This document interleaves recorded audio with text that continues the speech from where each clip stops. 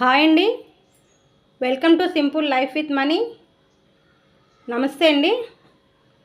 ఈరోజు రెసిపీ లక్ష్మీ చారు. దానికి చింతపండు ఈ సైజ్ అంటే మీరు తీసుకునే క్వాంటిటీని బట్టి ఉంటుంది చింతపండు తీసుకోవడం.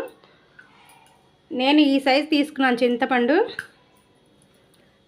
నేను తీసుకునే క్వాంటిటీకి ఇవ్వండి. ఈ చింతపండు ఇదే చింతపండు అండి. ఇందులో వాటర్ వేసేసి నానబెట్టి ఉంచుకోవాలన్నమాట. ఈ చింతపండులో వాటర్ వేసేసి నానబెట్టి ఉంచుకోవాలి. ఇగోటిని ఇలా ఉంచుకున్నాను నానబెట్టేసి. దీన్ని ఇప్పుడు మనం ఎందులో అయితే చారు పెట్టుకోవాలనుకుంటున్నామో ఆ గిన్నె తీసుకోవాలి. ఇదిగోటండి, ఇందులోకి శుభ్రంగా చింతపండు పులుపంతా పిండేసి జ్యూస్ అంతా అందులో వేసుకోవాలన్నమాట. ఈ గిన్నెలో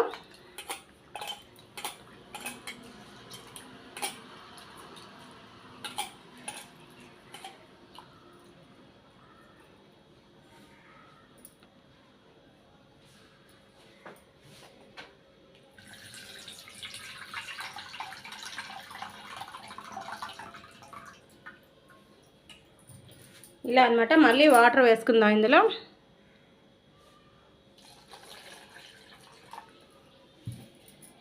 మనకి ఎంత చారు అవసరం ఉంటుందో అంత వాటర్ వేసుకొని శుభ్రంగా పులుపు అంతా పిండేసుకోవాలన్నమాట.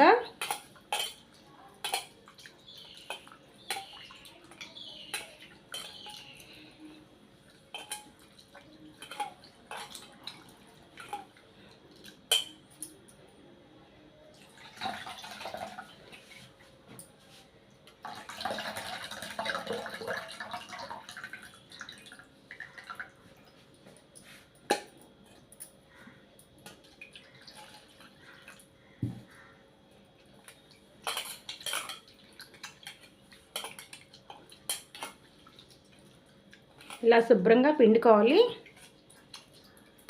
ఇలా జ్యూస్ అంతా తీసేసుకోవాలన్నమాట, చింతపండు రసం అంతానా.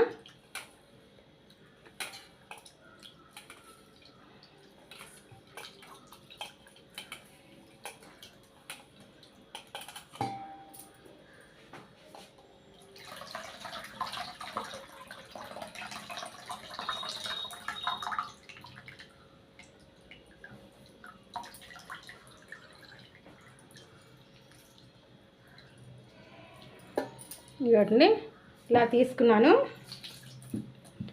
దీన్నేమో గ్యాస్ వెలిగించి గ్యాస్ స్టవ్ మీద పెట్టుకుందాం. ఇదిగోండి, మనం తీసుకున్న చింతపండు రసం అంతా ఇది గ్యాస్